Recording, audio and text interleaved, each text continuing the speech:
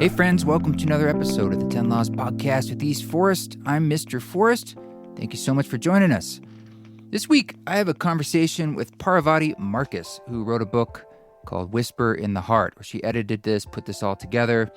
It's kind of a series of books. You might have heard of me talk about the book Love Everyone or Miracle of Love, various stories of Maharajji, Neem Karoli Baba, Ram Dass's guru, and someone that has brought a lot of magic into my life and many people's lives. So essentially, this is a book, Whisper in the Heart is a book that collects stories of people who never met Maharajji in the flesh, in physical form, but still felt they had transformative experiences of him in their lives. And there's a story from myself in there, as well as Radha and many others. And kind of what I think the magic of a lot of these stories is that just by reading them, it seems to engender some kind of fairy sparkle dust in your life. Now, I know that sounds odd, but even myself at times, like as time goes on, maybe I get skeptical of that, and then I start getting back into this, like just by reading it.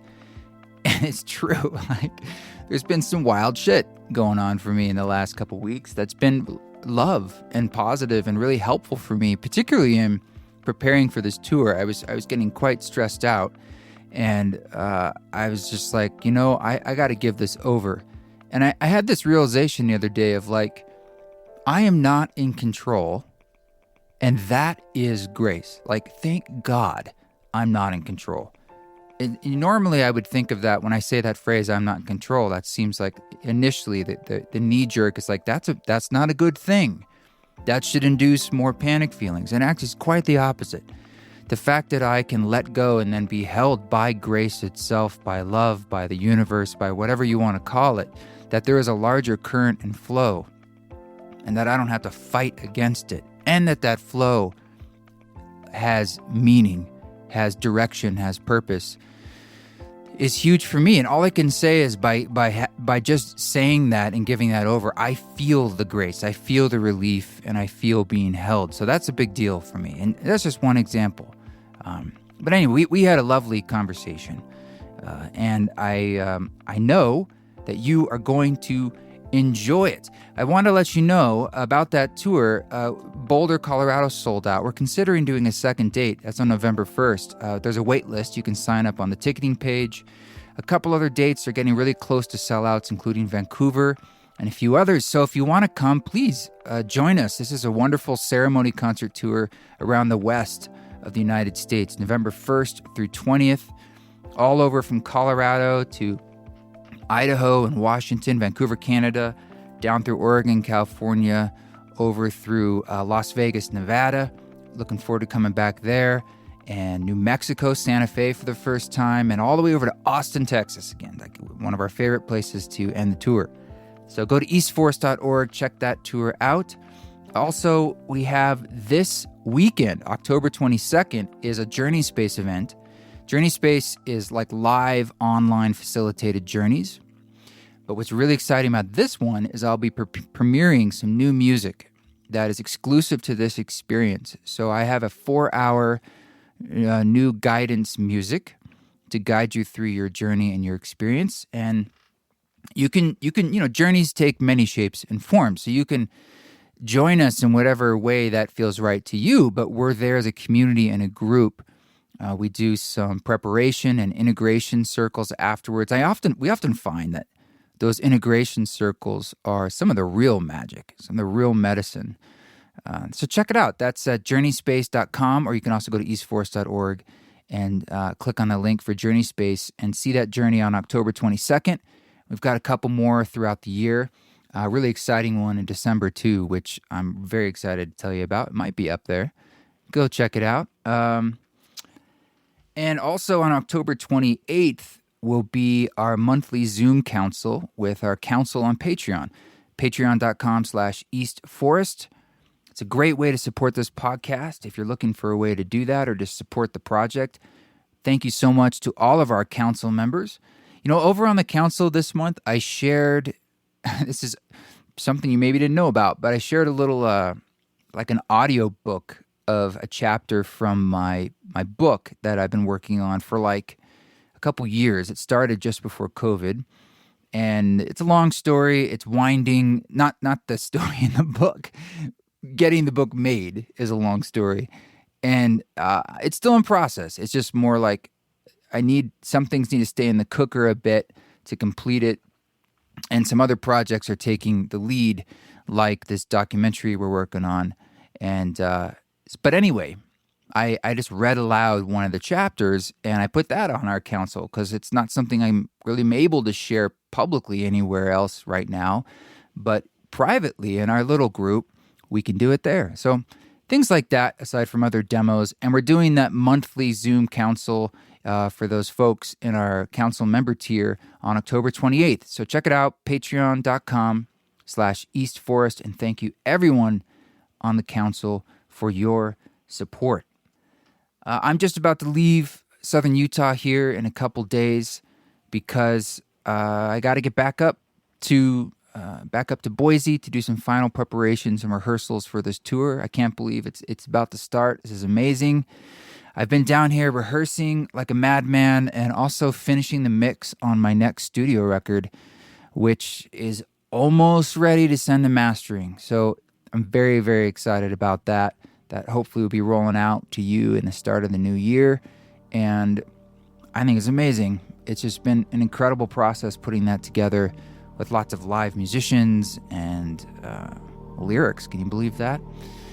Okay, let's get into this conversation with our dear friend, Parvati Markus. Met your girl. Your girl is there.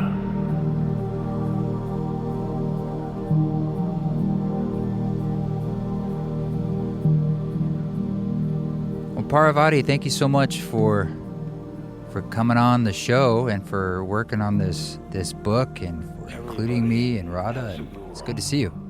You too. It's a pleasure to be here. Yeah.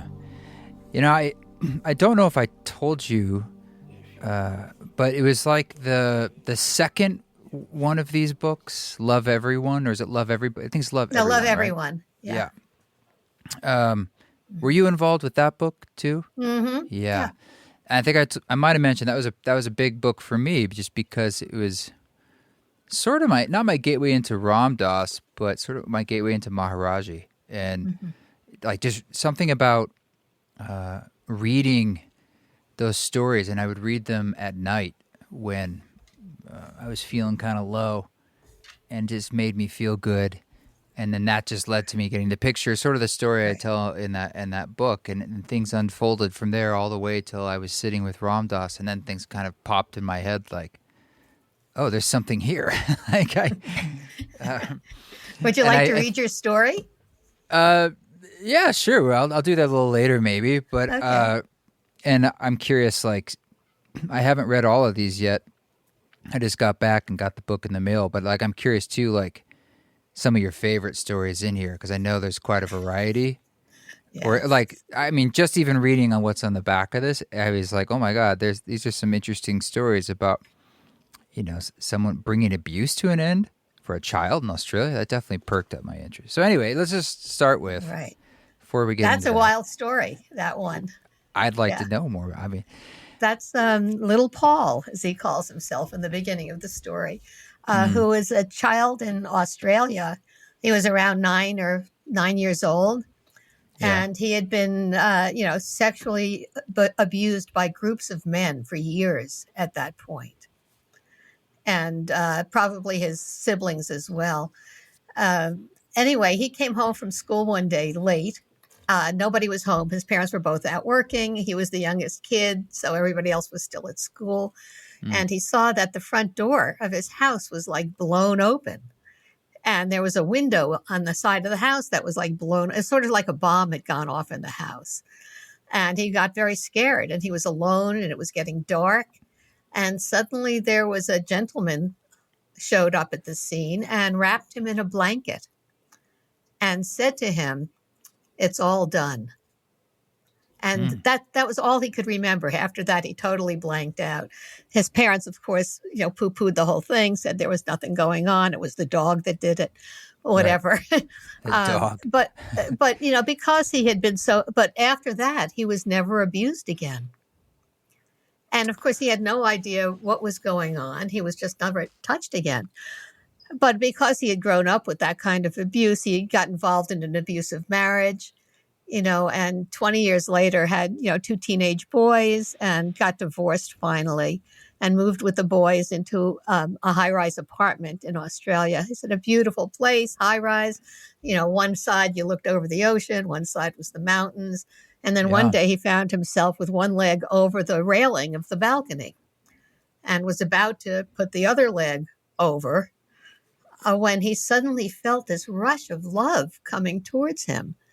And he stepped back and he said, "Oh my God, what about the boys?" I mean, it was suddenly, so he pulled back. But once again, he had no idea what was going on. Many years later, he got involved in a relationship with a woman in the States. And when he was here at one point, he saw either in a magazine or a book cover or something, he saw a picture of Neem Karoli Baba for the first time. And he looked at it and he said, "Oh my God, that's the blanket that was put on me. And that's the man he that hadn't put it seen on." an image of never Maharajji before. No. Didn't have a relationship. He was in Australia. He had no connection to it whatsoever.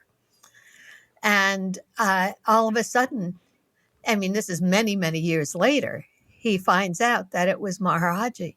And as he's telling me this story, he's going, I can remember that blanket. He says, "I remember what it smelled like. I remember what it felt like." He goes, and I'll never forget that day. He goes, it was September 11th, 1973. And I looked at him and I said, "Do you know what that date is?" He had no idea. I said, "That's the day Maharajji left his body." And that was the day that gentleman showed up with that blanket and told that 9-year-old it was all done. The abuse was over. It's remarkable. And so, some people, let's say they don't have much familiarity with who Maharajji is. I mean, I'm guessing most people to this podcast do, but there's a temptation, you hear a story like that, to think of it almost literally, very literal, like there's a spirit, and he manifests as a man and it's almost like a ghost. And then when we think about the idea of guru, I think that's almost what people react against, is that it's almost like very it's personified so much as a human being, and like that's sort of what we see it, because we see a lot of gurus as charlatans in a modern context. And then I look at this quote, right back on the front of the book. Maharajji turns on the light to give us a glimpse of what we truly are and to bring us back home to ourselves, from Krishnadas there. I saw another line where someone's talking about like Maharajji, or the guru is just you looking out of your own eyes, in a sense. That was what somebody told Krishnadas, when he was, depressed about Maharajji having left his body. And somebody said, "Maharajji is what's looking out of your eyes." Yeah, so help us wrap our heads around this a little bit. This idea that the guru is all that is, but also more than just like one being, These one are person. big concepts, yes. Yeah, well, but I know that's coming up for some people who are listening, just to get a gateway into like, well, why are we telling stories about this person? Well, that's a big question. First of all, just the word guru literally means the remover of darkness. And what a lot of people think of guru as, my golf guru, or, my, calling my spiritual teacher a guru. And that's what in India we learn to think of as teachers, the gurus. But then those are upa-gurus, those who sort of show you the way, show you how to do what it is you need to do. But then there's the Satguru, and Satguru means truth. So that is the guru that removes the darkness from understanding the truth of who you are. I love that. And that essence can be embodied in a being. I mean, there are so many saints and so many different traditions, and that is what you would consider them. Somebody who has that essence of unconditional love, who has that ability to remove the darkness of your ignorance that hides from you, the truth of who you are. But of course, as I believe it was either Ramakrishna or Ramana Maharshi, one of those other Indian saints, who said, God, Guru, and self are one.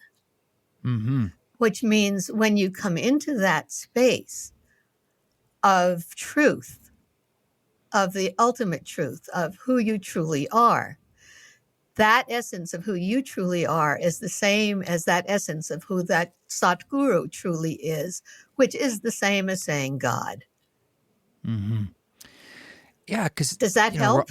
Yeah, I mean, I guess just from the logic of like if it's all one, that makes a lot of sense. So, but it seems like Ram Dass and folks who were around Maharajji sort of spoke almost like this ineffable energy that just immediately existed. Like that in itself caused some of these revelatory feelings, like just being in the presence of. Yes. I guess I should ask first, like, what is your story, your history with Maharajji? Well, I met Ram Dass back in 1969 and spent the summer at his father's farm during that famous summer of 69 and became his secretary. I was listening to his replies on tape to all the snail mail he was getting at the time back in the day.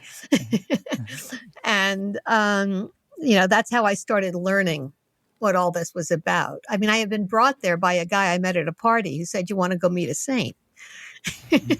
And, sure. And it was 3 weeks before I had taken acid for the first time. And so I was, 3 weeks before I would have said, forget it, they don't exist. But after that experience of oneness that I had on the acid, I was ready for anything. So, and when we met Ram Dass, all I could see was light coming from him. And by the end of that summer, it was like all we wanted to do was go to India and meet the being that had done this to Ram Dass. Yeah. We wanted, go to the source of where this was happening. And 2 years later, I was in front of Maharajji. And it was the same time that Ram Dass was there. I was there during his second trip to India. Yeah. And tell us about your experience there a bit. I mean, not to summarize the whole experience, but like, here's what I'm getting to is I remember when Maharajji and Ram Dass first met. And initially, Ram Dass speaks about his skepticism, being in the back, just like, look at this. And then, of course, the famous story of how Maharajji just burst him open with the story about his mother, which is on the Ram Dass album that we worked with. He tells that story. So in some ways, it's a nice story because it's a bit of a miracle, right? It's like a very clear-cut, how did he know that? And it just breaks through all the shell of disbelief. Right. But I know it comes in many shapes and sizes, the way people are cracked open. And I'm curious what your experience was like initially when you arrived. Well, I actually met Maharajji before I got to India. Just like the stories in the book, Ram Dass had given me a little black and white picture of Maharajji when in New Hampshire, and the New Hampshire malas of the wooden malas. And after the summer was over and I was living in New York, and I went to a friend's house and we split a tab of acid, and the next day I was still having sort of astral problems, people reaching up for help, things that were getting a little scary. And Ram Dass was in Lama at the time, so I couldn't get in touch with him. They had no phone back then. And I hadn't yet met Hilda, who became sort of my first meditation teacher.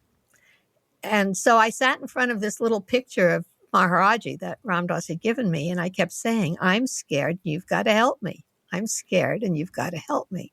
Sort of like the section in Whisper in the Heart. That's just a cry for help. Yeah. And suddenly the picture sort of dissolved in blue light, and I was able to see Maharajji sort of moving in that picture or behind that picture or whatever you want to call it. And it was just instantaneous.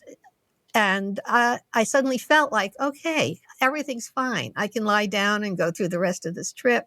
No problem. So needless to say, after that, I got a much larger picture. And I used to speak to this picture all the time. I used to talk to Maharajji. And sometimes I would think that I would see him there. When I finally got to India, one of the first times I was with him, he said to me, "You used to talk to my picture all the time.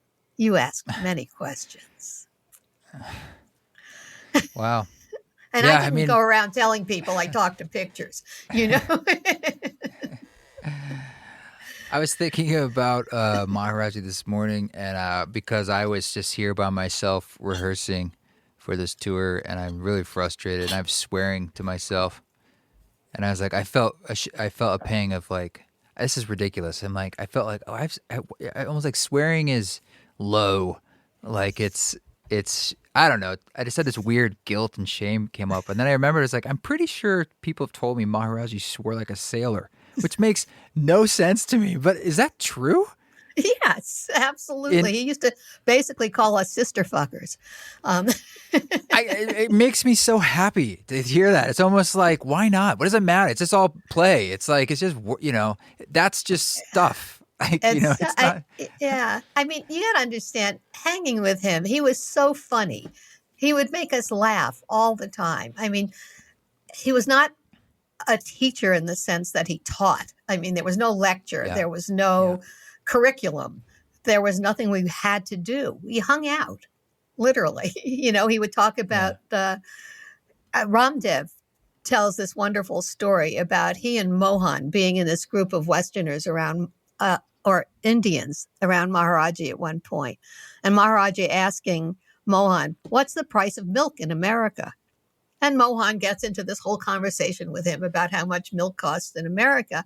And Ramdev is sitting there thinking, what are we talking about here? I mean, this guy's supposed to be a saint. Let's get to spiritual stuff. Let's get to the spiritual stuff. Yeah. And then all of a sudden he realized that all that was happening was the mind was busy chattering about milk. And underneath that was this total bliss that he could just sit in. And it had nothing to do with the mind. And basically what Maharajji was showing us and being for us was the path of bhakti yoga, which is the devotional yoga, which is why you have people doing these pujas and these ceremonies and these sort of worshiping of Maharajji as the representation and the embodiment of that state of being that we want to get to that sat place of truth.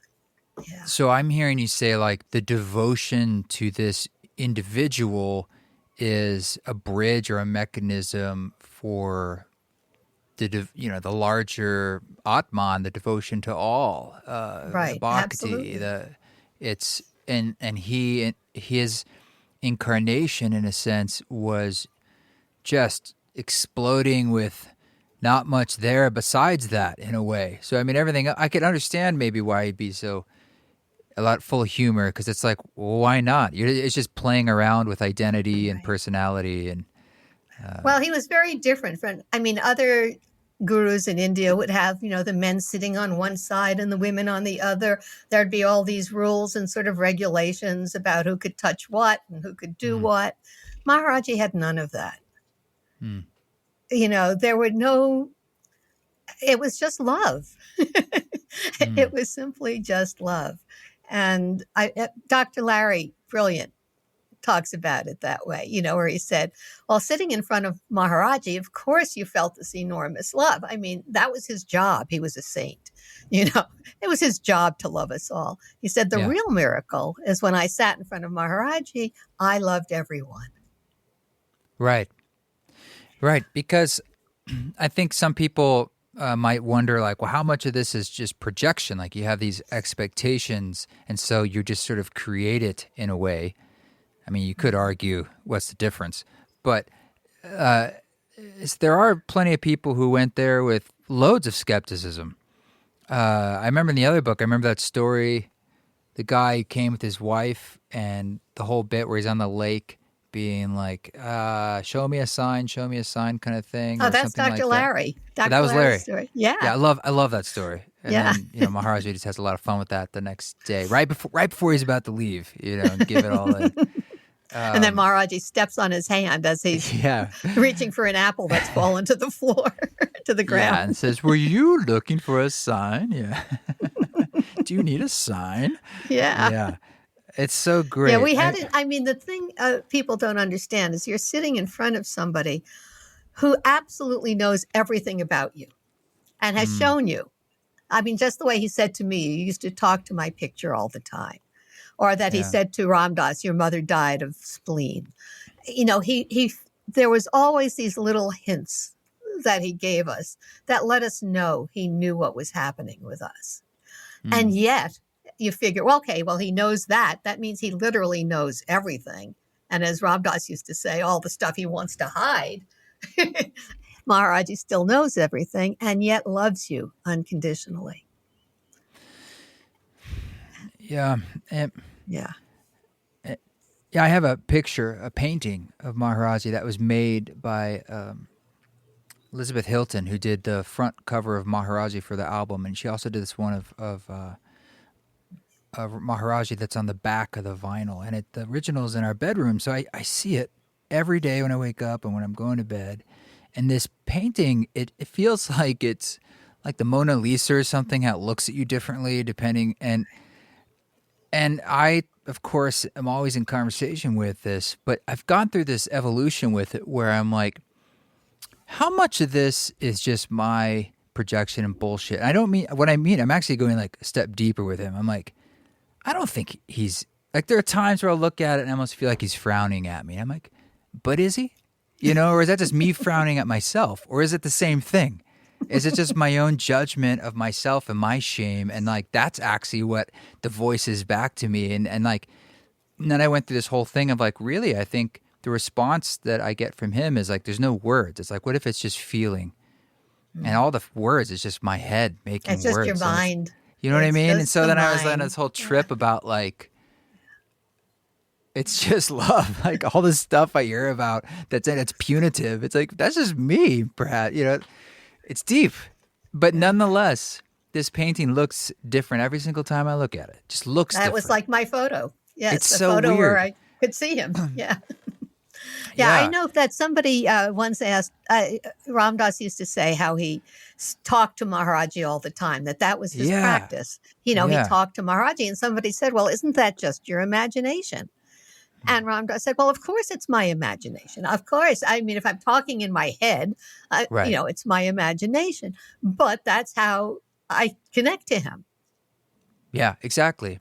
It reminds me of one of my favorite Terence McKenna lines where they talked about UFOs and seeing UFOs, and the person would always ask, yeah, but when you saw the UFO, were you loaded? Were you high? And he says, of course I was. That's why I saw the UFO. It's not, right. Exactly. You're missing the point here. You're missing the point, right? Yeah. You're seeing beyond, the physical reality. Yeah. Were people in India, I'm curious, was their relationship with Maharajji different than sort of our Western perspective on him now? Like, what was was there any difference there, or was it sort of intertwined? The stories that are in the book, I mean, we're talking about 150 people here who all had experiences of Maharajji. And the experiences they had are absolutely equivalent to what we experienced in India. Uh-huh. I don't feel that there's any difference other than that physical connection, which I was very attached to. Who wouldn't be? We're all, that's the other thing. Yeah. Like, just to clarify for people, this book, Whisper in the Hearts, it's stories of people such as myself who never met Maharajji in his body, in the flesh. And whereas the previous book it's the opposite. And Love Everyone, where it's all interviews with Westerners who had gone to India and been with him. And there were about 70 of them in that book. And this has about 150 stories from people who'd never met him in the body. And you're saying you found that experience that people are having, sort of the end result, is the same. Mm-hmm. That's remarkable. Yes, it is. Can you People tell have us? darshan dreams, dreams where you are actually in the presence of Maharajji, which is more real than, daily life, with Sure. eyes open. So yes, that experience of darshan, of being in that presence, of being in the presence of that love, is the same no matter how you get to it. Could you highlight another story for us from this? That anything really? I want to just bring up some voices from this. I'm looking at like Trudy's here. You want me to read Radha's story? Sure. How's that? And I should say that. Correct me if I'm wrong, but like the way these are transcribed, where it was a conversation, right? Like you talked to us. Most of these are conversations that were transcribed and then edited considerably.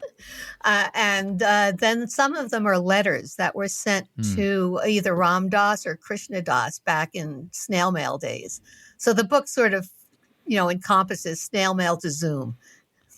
Yeah. So some of these are quite conversational, which is easy to go. Yeah. Let's. I thought I'd read Radha's because what's interesting about her story is you see how any little thing can be what clicks you in, so to speak. That's for sure. So in 2017, a friend brought me a Neem Karoli Baba pendant that he picked up at the spring Ram Das retreat in Maui. Though I had been reading Ram Das since 2001, I hadn't yet created a connection to Maharajji. So I decided to wear the pendant every day to see how it felt. About a month later, Trevor, East Forest, who I had been friends with for a few years, stopped by. We both had recently gotten divorced. That day we were talking and he said, "You know how sometimes the universe will give you a sign and then that's the direction you're supposed to go in?" And the next moment he noticed my Maharajji necklace. It was like a bolt of lightning. "Maharajji," he gasped. "I just printed out a photo of him to help me, and now he's looking at me from your heart." Before that moment, we had never even talked about Ram Das. Neither of us were looking to get into a new relationship, but Maharajji was pointing the way. Christmas 2018. He gave me the book Love Everyone. I enjoyed the stories and felt like I was with Maharajji while reading the tales. Right after I'd finished the book, I had a spontaneous awakening where I literally felt I was in love with everyone, like an instant samadhi. I've never had anything like that before or since. A few months later, Trevor said he wanted to go to Maui to record Ram Das for his next album. I said, "I'm going with you." When Ram Das finally wrapped the recording, Trevor was kneeling by Ram Das's chair. He had asked Ram Das for a name. Ram Das was staring out at the ocean, totally tapped into his loving awareness state. Then he turned towards Trevor and said, "Krishna." Trevor was surprised and asked, "That's it? Like Sting or Cher? Just Krishna?" Ram Das said, "Krishna, just Krishna." Then he turned to me and smiled, saying, "And you are Radha." And he slapped his thigh, laughing.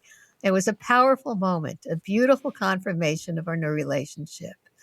The very beginning of our connection was through Maharajji, from the pendant being there around my neck, then the book, then getting to share time together in Maui and creating the Ram Das X East Forest album, and finally receiving our names together. Radha and Krishna, constant companions and the embodiment of love and devotion. It's funny how those things work. Oh, she got a book, or she got a necklace. It's so much deeper than that. Something on the surface turns out to change your life so deeply, to transform it. And Baba's doing that kind of stuff all the time. Gives me chills remembering that moment. I want to give a little more context to that first story of the necklace. Well, if you read your story, then they'll get the context. That's true. I will read it. But it's even deeper because, I'll read my story. Well, perhaps I should do that because then I can give you more context on that moment. But that moment that is spoken to there in a few sentences was really powerful for me, and her too. And it was a true miracle in the context of everything that was going on. So let's see. I said to you, this is, so you've got multiple chapters here, sort of broken into kind of categories of interactions: dreams, many roads home, cry for help. Mine is in the one about various photos. So I went through a tough patch before I had any relationship with Maharajji. He was just someone that I read about in books or heard about in talks, an entity out there who was deceased and not part of my world. I'd gotten divorced and was living alone in a trailer in southern Utah, deep in the wilderness of the Grand Staircase National Monument. It was beautiful, but I was getting into what felt like a dark night of the soul. I decided I would run every day to do my yoga and get whatever help I could. I heard about the Love Everyone book on the Here and Now podcast with Raghu. And I noticed that by reading the book, I felt good. It engendered a warm feeling in me.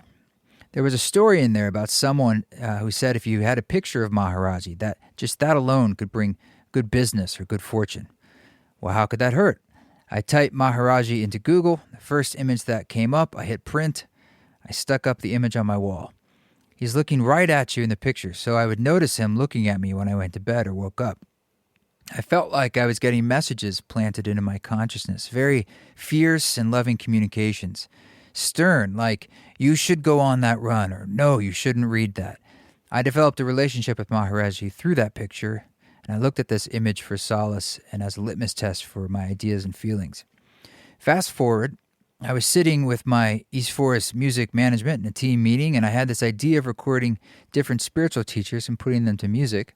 My manager suggested I focus on a record with just Ram Dass, as he was a meaningful teacher to me. I had no connection to Love Serve Remember, but at the time, I was working on a different record, and the publicist for that album turned out to be Raghu's brother. I then met Raghu while doing his podcast, Mind Rolling, and I discovered we had mutual friends like Trevor Hall and MC Yogi, and I had my idea ready.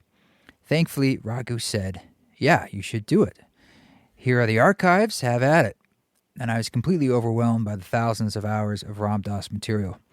I said to Raghu, look, I'm making an entire record about the legacy of Ram Dass's work. I've never met him. At a minimum, I need to look him in the eye, soul to soul. Raghu agreed, and a few months later, I went to Maui for a week to record Ram Dass. When I arrived on the first day, I'm setting up the mics, and I'm quite nervous. I hit record, and Ram Dass looks at me for the first time. Nothing, just pure, loving silence. I'm thinking I need to ask a question, and over his shoulder, on the bookshelf, is a picture of Maharajji laughing. I look up at it, and I get a message, just like from the photo in my trailer. Maharajji is laughing and saying, yeah, this is happening, and you're not on the outside. I'm not just someone you read about in books. You're on the inside. We're all on the inside of the blanket. You're part of this circle too. Ram Dass was looking at me and nodding. Do you get it? You're love. I'm love. We're souls crossing paths. And I got it. It allowed me to let go of thinking I was just a fly on the wall who had randomly made my way into this private moment with Ram Dass. I was part of this process as much as any of us, and Maharajji was guiding the process. So it was, before that, when I was very depressed and I had that picture and I was just kind of working with it, and I had met Rod Rod and I were starting to get together for the first time, and I was really unaware of her, really much about her, and it seemed like a nascent connection for her too. And so there was one of these moments where I had driven up again, back up to Boise, which is far away, and I was anxiously awaiting seeing her. And just a little more context to that moment, it's like when I had embraced her and was hugging her and saying that to her, it was the first time we'd really had any physical intimacy. So, this is after months of being deeply attracted to each other and coming out of divorces of, 15 years. So it's a big moment, energetically, huge moment, just like electricity. And I said that to her, sort of almost like this lamenting, I just feel so held in this moment. And it's been so freaking hard, really suicidal, difficult feelings in the last months. And that moment felt like a sign. And I remember just turning my head and looking at the nape of her neck and her breast where that little pendant was. I'd never seen it before. And it's like within inches away from my face was Maharajji, like from the trailer. Now it's like, as I was saying that, and as I, more importantly, was feeling that intense love from the feminine, from this, the grace of another being saying like, you can do, I mean, it was huge. It was huge. I burst open in that moment. And without any words beyond that, just the image, the timing, and so I don't know if even talking about it's difficult, but there's so many stories like this where it wraps up with synchronicity, which I think is sometimes an important element of the potency of it. Did you find that was true across these other stories? In terms of the synchronicities that happen? Yeah. Or is that a through line you would see a lot? Yes. There are a lot of synchronicities. Sort of, you're in the right place at the right time with the right person. Right. Yeah. It's very personal though, right? It's like the very meaning personal of it. how everything happens. I mean, somebody gets handed a book just at the moment when they're in total despair. Somebody, is brought to a kirtan for the first time, after being in a horrible state. And a friend says, come with me, let's go sing. And something happens. Yeah. This just goes on and on. Like I think way back, Radha found Ram Dass because Be Here Now, I shit you not, fell off of a bookshelf. It tends to do that. In a bookstore. Like it was like, Yes. what? And and that led to this whole thing. And then it even like the way I got onto Raghu's podcast was, which some details there that were left out, is I had hired those publicists and they only got me one thing, and it was that podcast. And I remember being angry, like, you're shitty at your job.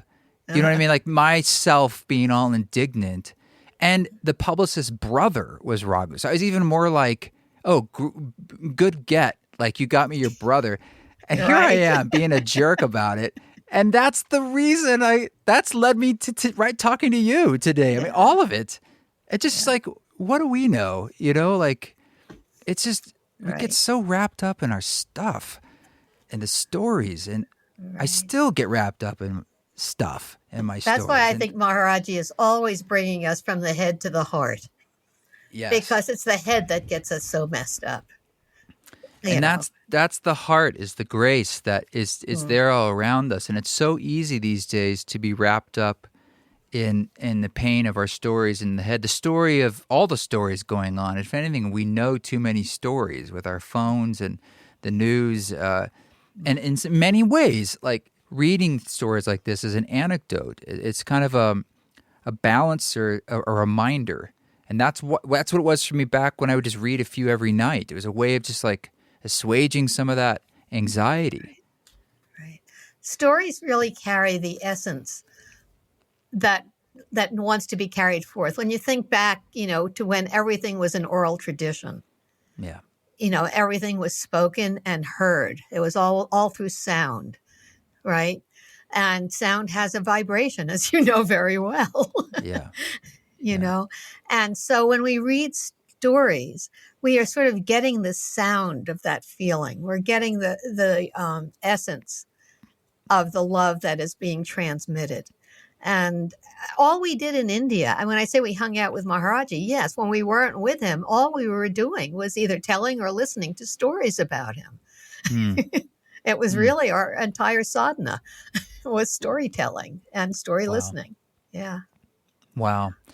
Yeah, and how has your evolution of that time and those stories evolved for you or matured after decades? Do they hold the same sort of kernel, or do you have a new perspective on it? Actually, I don't have a new perspective on it. It's sort of like I found my channel and I stayed in it. Yeah. And I mean, my work has turned out to be, Maharajji used to call me private secretary. He said I was no longer Ram Dass's secretary, I was his. And he used to call me in English, private secretary. And so basically what I have wound up doing is working on book after book about him. I worked on both of Dada Mukherjee's books and on KK's book and on, one after another of these, and then started pulling the stories together with Love Everyone. And after Love Everyone, people kept coming up to me and going, well, I didn't meet Maharajji, but this happened to me. And that led to Whisper in the Heart, So, and to me, I mean, I still cry reading some of these stories in the book. And this is after I've edited them 600 times, Right. So it still produces, that connection. It still enables you to step into that space. Yeah. There's a song on the record called You're a Guru, and there's this phrase in the background that you hear Ramdas saying, you're a guru, over and over again, as he's telling his story of sort of like about someone else being the guru, in essence, Maharajji. And I that's what I like about this interplay of it all. It's just this, not just worshiping an other, but we're essentially worshiping all that is, that we are too. And in that way, it is so far beyond mind, right? It's so far beyond mind. It's feeling beyond it more than anything. It's just isness. Even just like, you could take it from any perspective, like from a Zen perspective, or like the nothingness. It's that, right? It's Well, Joseph Goldstein is the one who's always saying, we call it emptiness, you call it love. Right. And I might call it grace, but it does feel like if there's this yin yang that is creating some kind of movement that is creation and life, that it has to be just slightly skewed in one direction to create the momentum. And from, I don't have say I have any answers, but from experiences and various psychedelic experiences in my own life, it just feels like that is by the grace is that it's 50.1% love or whatever, or it's enough just to like, we're always held. And thank God. I mean, truly, thank God, because there have been moments where I have been held, and the alternative is abject horror. And it's like, but it's not, and it can't be anything else. And that's sort of the remembering of what the guru is, at least for me in this moment, is that it is love, it is grace amidst all that is happening. It's all inside that. And not only that, but in hearing these stories that are in Whisper, or hearing stories from people who have not met him, but are having that kind of darshan, that kind of being in the presence of that kind of love, it also helps relieve our basic fear, which is the fear of death. Because obviously this is all happening beyond bodies. Right. And that is our basic fear, right? And that's is our basic fear. There's the fear of physical death, but there's also the fear of ego death. That, if I become that nobody that Ram Dass was always talking about, becoming nobody, that, it's the fearful state. Who am I going to be? What's going to happen? How can that be? How can I not exist? Right. And yet, when we connect to somebody like Maharajji, the fear of that kind of death starts to loosen. Which is a big deal. I mean, at least for me, it's huge. I mean, it's a strange predicament we find ourselves in, right? I mean, to be incarnate on some sort of journey that it needs to be a mystery at all. It seems like that creates the stage for something to happen. Otherwise, there's nothing to happen. But it's still odd and confounding. To me, it's the essence of life. But it's weird and it's hard. And so any kind of hand we can have that's holding our hand along the way, especially these days, it's so needed. It comes from, like you said, others, and sort of telling stories is at the end of the day the oldest human assistance, and this is a gather collection around of the fire, and share the space, share the community, share the what binds you all together into a oneness. Yeah. Do you think you could read us one more before Sure. we close? Any particular? Well, I'm definitely leaving it up to you. You've read it 600 times. I'm just going to read the one that follows your story, actually, which is Okay. Hanuman Das Kane, who's who's been in Taos taking care of the temple for decades. Love Hanuman Das. Yeah. All right. And so let me read his story. And this is actually, he's the only one I have two stories of in the book. And this is not the one I was thinking of. Let me go find the other one. He's in a lofty status there. He's got two. I know. I don't know quite how that happened. Let me see if I can find him in here. Let me see. I see another Hanuman Das. But Under appearances, Hanuman Das, page 18. Okay, got it. Hold on. there he is. This is the one I want to read. I was living at the Taos Ashram and managing it. One morning I was getting ready to leave town when a devotee called and said, "Can you pick me up at the bus station?" I asked a friend to take my truck and go pick her up. On his way back, he ran a red light and the police stopped him. He didn't have a driver's license, so they did a check on the vehicle, my vehicle. I'm sitting at the dining room table in the ashram, and suddenly this devotee comes running in and says, "The police are coming to arrest you." They had told him if he brought them to me, they would not give him a ticket. The next thing I know, a policeman walked in and said, "Are you John Kane? I have a warrant for your arrest." I was in a lungi, which is like a sarong cloth around the waist for men, and a T-shirt. So I asked if I could go put on my pants. When I came out, he was standing in front of the big picture of Neem Karoli Baba on the wall in the kitchen. He said, "Where is this guy?" "He's our guru. He left his body in 73. "Don't give me that shit," the policeman said. "I see him here all the time. I see this guy walking around with his plaid blanket. I go to see what he's up to, and he turns a corner and disappears. That's happened to me 3 times in the last 2 weeks." Okay, but he really is not in his body. The police officer took me to the station. It was about 5 o'clock in the afternoon, and I said, "Well, do I have to spend the night in jail?" "Yeah, the bail bondsmen are gone, so I'll have to put you in jail until you see a judge." As he said that, a bondsman walked in and said he could write up a bond for my bail for $125. This was in the late 80s, before I ever thought about having a credit card. I didn't even think about bringing money with me. I reached in my pocket, and there was exactly $125 in there. "Okay, Maharajji, let's do it."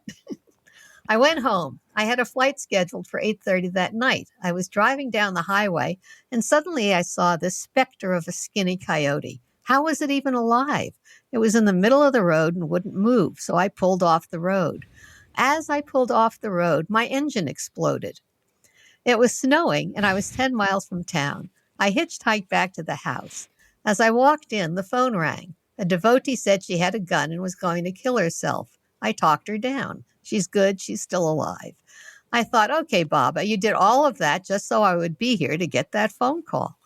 As it turned out, the flight was canceled that night because of the snowstorm. The next day, I went to the police station to find out what I needed to do. They said, "We don't know what happened, but there's no warrant for your arrest. There is nothing. We're very sorry. Here's your money back, and please forgive us. We'll come and visit you." The following day, the policeman that arrested me brought 5 policemen to the ashram and introduced them to all of us. He kept telling all the other police that he sees this guru, this guy who has left his body, but he's still here. So take care of this place. You know, talk about synchronicities. That's packed full of them. Yeah. Yes. But that's what made me think of that story. Even though with synchronicities, or let's call it coincidences, whatever you want to call it, you get to choose.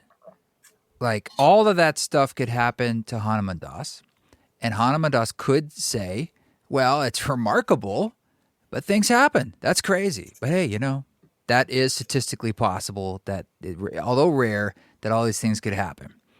And the fact that we each get to choose how we view things, how we accept the gifts that are offered to us, that's grace. That's faith. That's faith. That's That's beautiful. Like, that's the gift to us, is like, and neither choice is wrong. It's more just divergent paths where, as a friend of mine says, all choices are valid and everyone graduates. There's no time. It's like, it's all going back to the source anyway. So, but isn't that beautiful that, like, we can accept the gifts when we were ready or when we want to, but they're offered to us in proportion to how we open our hearts and our eyes and our ears. Yeah. And this book is full of that. Well, that was the idea. I mean, my friend Radha, not your Radha, but my Radha. It's sort of my Bhav control. I mean, Bhav is the feeling, the emotion, behind something. And as I said, if she didn't shed a tear or two over the story, it got eliminated. Because that was how I people ask me, how did you pick which ones go in the book? Because there were many that didn't. And it was really based on, did it evoke that feeling? Yeah. Well, I have the same litmus test for music. I even use the same word. I'm like, does it have the Bhav? Does it have the Bhav? It's just about feeling. Does it have the vibe? Right. Well, I appreciate that you put this book out, and I want to thank you for taking the time to talk about it. I assume this is available wherever people read books. That's right. Yeah. Or you can go to ramdas.org and get it. I think Krishna Das had some on his site. And of course, Amazon is always there, and bookstores. Well, we'll put the link in the show notes. So, I mean, now on folks' phones, if they want to just check it out, there's a link right there. And anything else you'd like to add, or any other information we need? None. Just ask a question. I respond to questions. Well, thank you, Parvati Markus. I really appreciate the time and the work. Thanks. Thank you so much. Thanks, Parvati, for coming on the show. A real joy to talk, and thank you for the book, for collating and editing, gathering all those stories, and for sharing your own. Whisper in the Heart is something I've been reading a chapter or two every night and every morning, and it's been a really beautiful ride. Beautiful ride. So check it out. This song you're hearing in the background is the You're a Guru Slow Meadow rework, and that is off the Reworks album. It's a collection of remixes or reworks from the Ram Dass album. Thank you again, everyone on our council, and thanks for everyone for coming to join us on the tour and helping to spread the word November 1st through 20th. If you can make it out to that in the United States, the Western, Mountain, and West Coast, can't wait, coming right up. And it's a ceremony tour, so you get to lie down. All right, friends, you keep walking your walk. Don't take any shit, but if you do, you know what to do. Do it with grace. I felt I was the captain of my ship.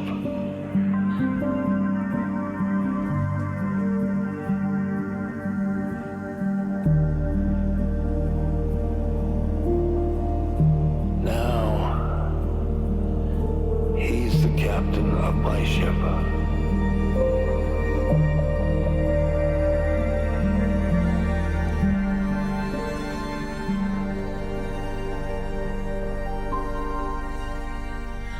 I surrender.